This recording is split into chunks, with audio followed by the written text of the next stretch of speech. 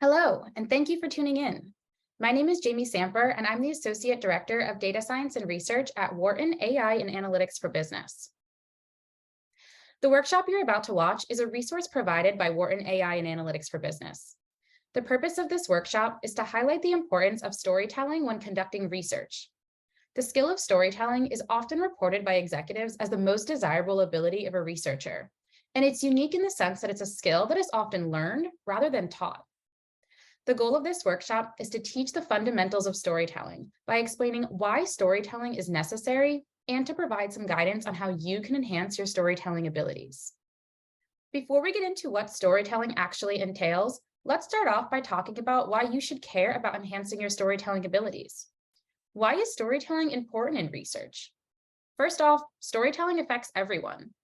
No matter what your role within an organization is, be it a researcher, data scientist, project manager, programmer, marketing executive, or CEO.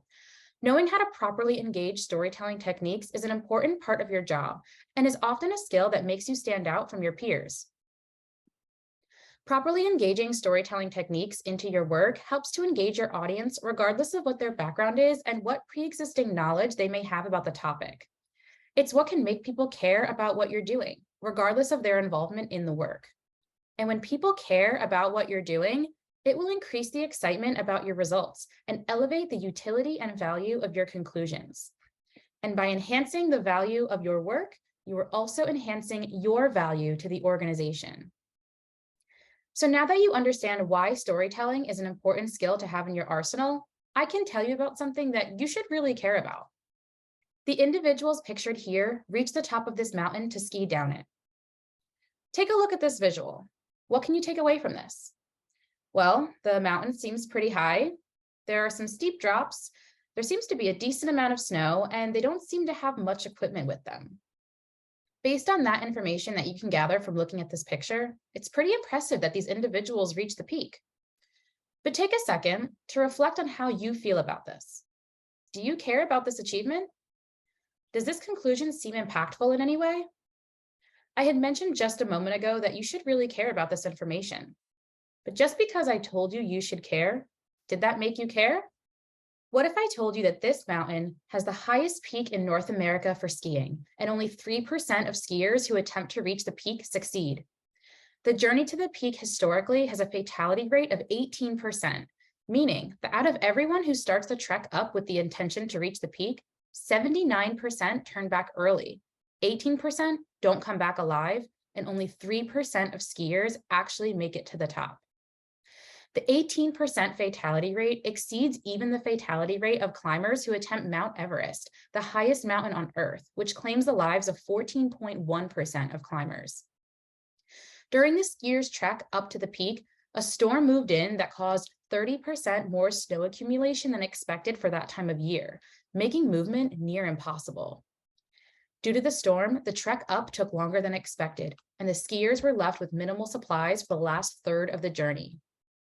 They thought about turning back or notifying rescue services of the conditions and requesting an airlift out, but they had no service due to the altitude.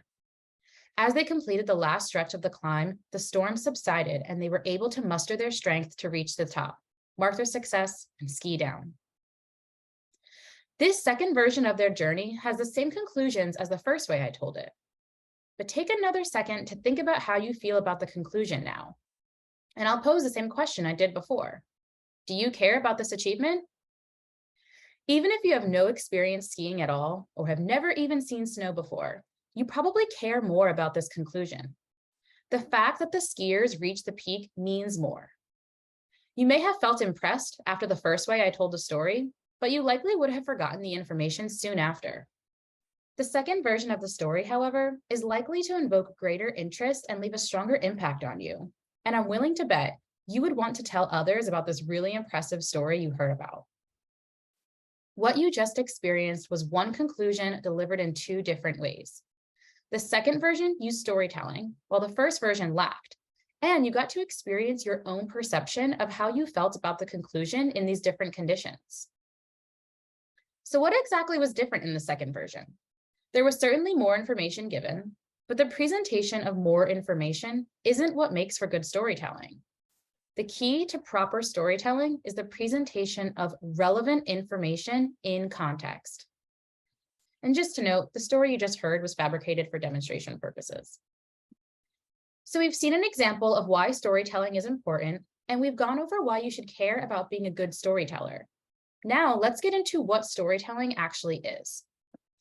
When it comes to research and analytics, storytelling is the art of delivering information in a way that contextualizes your findings in narratives that speak to your specific audience. What does that actually mean? Well, when conducting research, you are given questions that a business needs answers to. And the answers you provide can have widespread value for a lot of people and teams across a company. But all of those people are not going to be from your team or have the same role as you. So they don't know what you did, why you did it, or why it's relevant to them. To make your insights useful, you need to understand how your results could be used by others within the organization. And you need to use that understanding to frame your findings and contextualize them into narratives that tell a story that's of interest to the people you are speaking to. Properly using storytelling isn't as simple as it may sound, and that's because it doesn't have a one-size-fits-all type of application.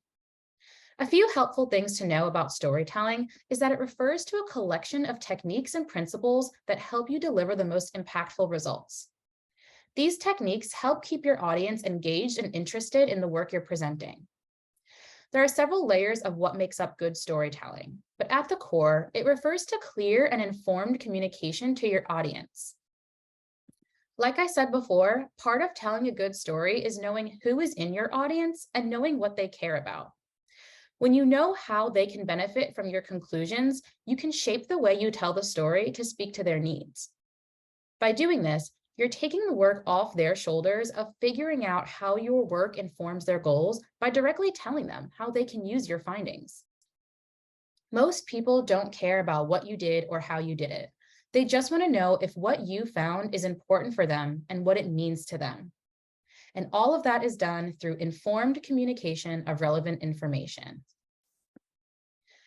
This graphic is great for demonstrating the importance of storytelling. As an analyst, you are working with the data and running analyses to get the values you need to answer the research questions. But even after you finish the technical work, by visualizing the patterns you found in the data, you need to put that information in context so non-data people know what it means for them. While data visualizations are really important for storytelling and delivery of findings, not everyone will be able to interpret the visuals for what information is relevant for them or how they can use the findings. Not everyone can look at these towers of Legos presented visually and know that a house can be built. Your job is to build the house. That's why it's important for you to take the output you created and construct a story that makes sense to your audience. Let's shift to talk specifically about what storytelling looks like in research. Storytelling begins with understanding the problem a client is facing or the questions the client wants to answer, and ends with the delivery of information that will help the organization make decisions. In between, there needs to be a storyline that connects the audience from beginning to end, and the storyline must speak to different individuals or teams that care about the answers to the research questions. We call these individuals stakeholders. The story must bring the listener on a logical and rational journey that answers the question of why at every stage, with a laser-sharp focus on relating each step back to answering the research questions. Visuals are key to storytelling, and it is imperative that the researcher knows how to create impactful visualizations to both convey concepts and to display data. The final and the most important part of a research project is the deliverable. This line right here will change the way you conduct and present your research. Your research is only as effective as your ability to translate your results into actionable insights. While your colleagues should be interested in what you learned from the data, what they really want to know is what they should do moving forward. You could have run a really sophisticated model that you are so proud of, or created a new type of visualization that changes the game when it comes to presenting output. All of that means nothing if you can't communicate what your findings mean in context. Ask yourself, how can your findings be used to inform decisions that should be made? This workshop is going to guide you through the research process and highlight how and why storytelling is an essential piece of each step. It will demonstrate the importance of storytelling, and it will offer some suggestions as to how you can enhance your storytelling abilities, including popular methods used by successful researchers. By the end of this workshop, you should feel confident in your ability to deliver impactful information that will help solve even the most complex problems. Here you can see the traditional steps of data analytics. You start out by speaking with the client to understand their needs. After you have a thorough understanding of the problem, what the client is looking for, and you confirm your research questions with the client, you can plan out the best approach to get answers to the research questions. This step involves obtaining the proper data and planning out what analyses will be most appropriate based on the data you have access to and the type of answer you are trying to obtain. After you create your analysis plan, it's time to run the analyses and create visualizations with the data.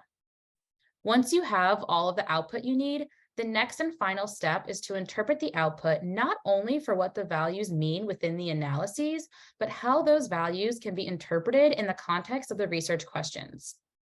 This involves two main steps: explaining to the client what the data means in context and what decisions you recommend they make based on the output. In order to tell a proper story to the client, you need to relate each of these steps back to step one, which is understanding the client's problem. Throughout the next several slides, I will show you ways to do just that. This first step, where you work to understand the problem, is all about project scoping. In order to conduct a successful research project, you first need to properly scope the project and the available data. Project scoping and data scoping entails meeting with stakeholders to understand what problems they are facing or what questions they want answers to. After ensuring you understand the main topic of the research project, it's important to talk to stakeholders with different agendas and priorities to hear either their interpretation of the problem and questions, or how the problem affects them personally, or how they could benefit from answers to the research questions. Understanding not only what answers are needed, but how those answers will be used will be key to enhancing your ability to tell a story of the problem and the solution to the organization and stakeholders. A good place to start is by asking the 5 W's and 1 H, the who, what, where, when, why, and how. You want to ask, who are the characters? These are the stakeholders. What is their interpretation of the research goals? What information does the client want to know? When does the client want to implement the insights? What time frame does the company want to extract data from? Where in the company will the insights have an impact? How will the answers you provide be used? And why do they need an answer to the question? Why does having an answer matter? The why is the most important question to ask. It's important that you articulate and repeat back to the client what the goals are. And this is important for 2 reasons. 1, so you make sure you understand them, and 2, so they can agree with your plan and your interpretation of the goals. For each step of the research process, I'm going to show you an example of a previous student-run project that was able to incorporate storytelling techniques at each step of the research process in a really successful way. This project was completed in partnership with a company called NeuroFlow, which is a healthcare technology company that enables access to care and works to improve health outcomes. They wanted to know how to identify users who are of high risk of churn and what can be done to proactively engage these users to hopefully retain them. The slides from the NeuroFlow project you are going to be seeing in this workshop were made by the student team and were delivered to NeuroFlow leads during a final project presentation. You can see here that the student researchers on this project started out with an overview of the project, providing a brief description of what NeuroFlow does and what business problem they were facing. Now, this may seem unnecessary, as the students are presenting to leads at NeuroFlow, who are aware of what their company does and what they're interested in. But reminding everyone of what problem you will be solving for is essential for proper storytelling. You need to ground your audience from the very beginning so everyone understands how you got from point A to point B. The purpose of the project needs to be the main focus throughout the deliverable. The second step is creating an analysis plan. In this step, you want to think of yourself as an information processing system. Your brain has a super efficient information processing system where it takes in tons and tons of information every second, but only brings to conscious awareness the information that is currently important to you. That is how you want to approach data analysis. It is your job to process all of the available data and determine what's important to remember and what can be set aside. After answering the questions from step 1, you should be able to create the scaffolding of the deliverable. Starting from the end, the deliverable, and working backward is a tactic that will help you stay focused on the story. Keeping in mind how you want the story to end will help you keep the focus on the story the entire time. Knowing that the skiers succeeded and reached the peak will encourage the storyteller to stress all of the obstacles they faced along the way, to emphasize how all of the odds were stacked against them. The way in which the story is told is dependent upon the outcome. And luckily for you, you have an idea of what you want the outcome to be. Based on what research questions you're asking, you already have an idea of what type of answers you're expecting. So to create the scaffolding, ask yourself, what type of answer am I looking for? Or what type of outcome would answer the client's questions? Are they looking for an implementable predictive model, an analysis of what marketing campaigns perform the best, a historical report, or a recommendation for future strategy moves? What information will be contained in the desired outcome? Next, you look at the data and any resources supplied, like a data dictionary, to decide what variables would be important for you to include in your analyses. You may find that you are not provided with data that would be really helpful to answer a certain question. So you can either go back to the client and ask for that data, or get creative and see if you can create a proxy with existing data. Turning to the NeuroFlow example, you can see that the student team lays out the deliverable and what to expect in the beginning. There is a reminder of the prompt, or where they will be going, followed by a brief description of the plan to get there. Because the second part of the goal here is to make recommendations for user experience, the research team looked at the data to identify what variables they would be able to investigate that are related to user experience. Because this is a final presentation, the points listed here are more of a summary of what was done, but when you're creating an analysis plan in real time, you can make lists of possible variables or data points that would be important to consider like this.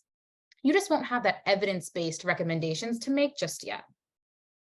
A very common way in which a project gets derailed is due to the researchers getting caught up in other questions they can answer. This introduces distraction from the main goal and can shift the storyline so the beginning does not line up with the end.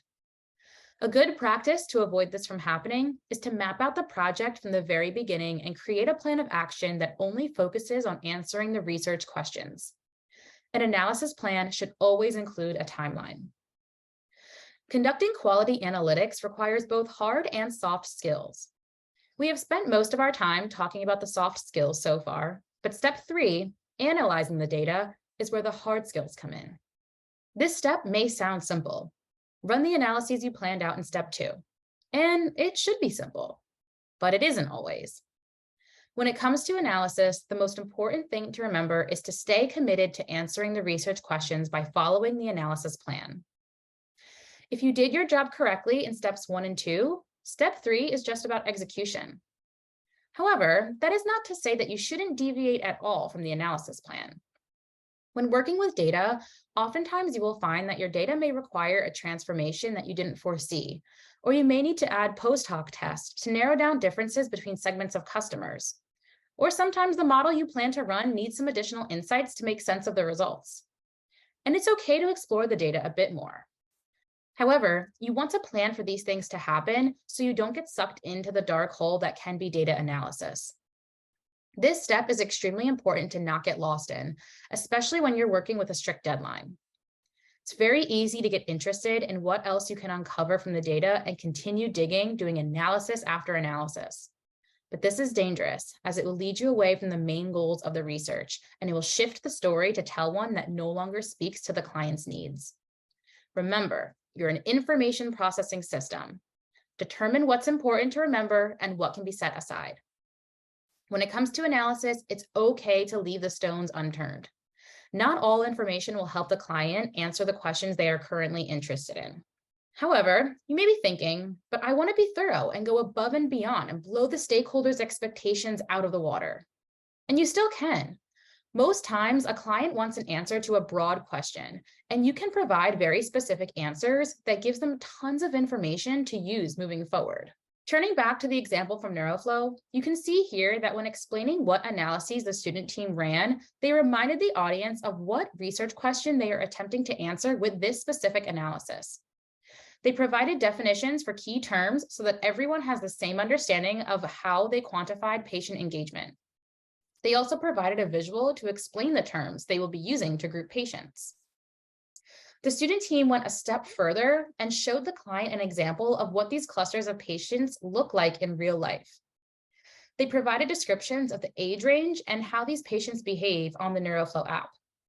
This is a fantastic use of visuals to engage the audience, and it puts the data into a narrative the NeuroFlow team relates to. Part of creating good data visualizations is making sure the viewer can find the answer to a research question with minimal verbal guidance. To execute this successfully, the data must be properly represented and labeled in the most concise and easy to digest format. Focusing on the big picture and highlighting the takeaway that you want the listener to walk away with is key. Here are some helpful tips when it comes to creating visualizations with data. Before you jump into creating a cool visualization, ask yourself what you want the audience to learn from the visualization. Sometimes you don't need as much data as you initially thought to show the answers to the research questions. Knowing what data you will be using in your visualization is what determines what type of graph or chart to use, and choosing the right type of visual is very important. For all visualizations, you need to include the relevant information that will help your audience process what they are looking at without any verbal guidance. This includes providing a slide title that cues the audience to what you will be talking about, chart titles, axes labels, and keys. Another tactic that works great when presenting visualizations is to highlight certain pieces of information that you want the audience to focus on at one time as you walk them through the result. You can use arrows, highlights, or block off parts of the graph so you limit what they see at once. Here's an example of data visualizations used by the student team. You can see there is a slide title that accurately describes what data is being shown and concise chart titles. All axes are labeled and groups are labeled as well. If you haven't noticed yet, I have been using highlighting and arrows throughout this workshop to draw your attention to certain parts of the slide that I want you to see. I have provided text that clues you into why I want you to take note of the highlighted parts. This is an example of how you can control where people look when presenting information. Another really great component of the student team slides is that they included takeaways at the bottom of each result slide to ensure that the audience all walks away from that slide with the same understanding, which is so important for storytelling. They also included a recommendation based on each takeaway, so there's a clear flow of logic. Here, I want to highlight the importance of choosing the right graph for the type of data being shown. For a grouping variable with 2 levels, a pie chart is great to easily convey the values for each group. For a grouping variable with 3 or more levels, like the age brackets shown here on the right, a bar chart is more appropriate to show the differences between groups. If they were to use a pie chart to display the age data, it would be too convoluted and difficult to extract meaning from it. This chart here has many levels of this grouping variable, which, based on the chart title, is showing different organizations. And the students used a bar chart to represent this data. So that was a good decision, right? You can probably guess no. This is an example of too much information being shown at once. It's not intelligible or digestible. However, what the student team did was highlight the organizations in this long tail and note why they're important to consider. In another slide, they provided a report of what these organizations were, and it helped that they use a visual to show what made these organizations important. So far, we are at this point. We have created visualizations to help inform our answers to the research questions. The final step in the research process is producing the deliverable. This is when we build the house. Ideally, if you use storytelling techniques throughout a project and presentation, your house should already have the walls up. The foundation should be built, and all you have to do here is add the roof and the accessories. You want to make sure that you are answering the research questions asked at the beginning of the project and that your deliverables are in the expected format. For example, If a client asks for recommendations for future strategy moves, you are providing recommendations based on patterns you observed in the data, and you're not only focusing on what their historical data showed. A good practice is to remind the audience of what the research questions or needs were and provide your answers very clearly. You always want to note what the next step should be to either learn more about your findings or how to test your recommendations to know if they work well or need to be adjusted. There were a few recommendations made by the NeuroFlow student team, but I wanted to highlight this one as it's such a great example. You can see here that they told you what type of deliverable they were providing, which is a recommendation, and they also clearly worded what the recommendation is. They took this a step further and they used visuals to show what the recommendation would look like, which is a new way of notifying patients about assigned homeworks. So they're showing what the original version was, that it said a new homework is assigned, and what the recommendation is, which changes the wording from that there's a new homework assigned to that there's a new due date approaching. They also provided next steps, which in this case is to run an A/B test between these two different versions of notifications to see which one performs better. So we've made it to the end of the storytelling and research workshop, and I want to leave you all with a summary of some helpful tips that we went over today. The first tip is to make sure that you have an idea of who will be in your audience. Do your homework when it comes to finding out who will be in your audience, what they care about, what they know, and how they can benefit from your findings. My second tip is to always stay focused on the research questions and goals. If you're unsure if you should add something in, ask yourself, what's the purpose of adding this in? If it's not directly relevant to the goal, then leave it out. My third tip is to always include labels. Labels are very important. Slide titles, graph titles, axes titles, titles for visuals, etc. I suggest writing a slide title first based on what information you want the slide to convey, and then going back through and making sure that it matches the title. My fourth tip, make the job of the audience as easy as possible. Keep your slides simple and clear. Add takeaways to your slides. If you enjoyed this workshop, please take a look at the list of online modules offered to UPenn students by Wharton AI and Analytics for Business. We offer modules that teach the fundamentals of data analytics, including how to read and write in different programming languages and how to create impactful visualizations with data using Tableau.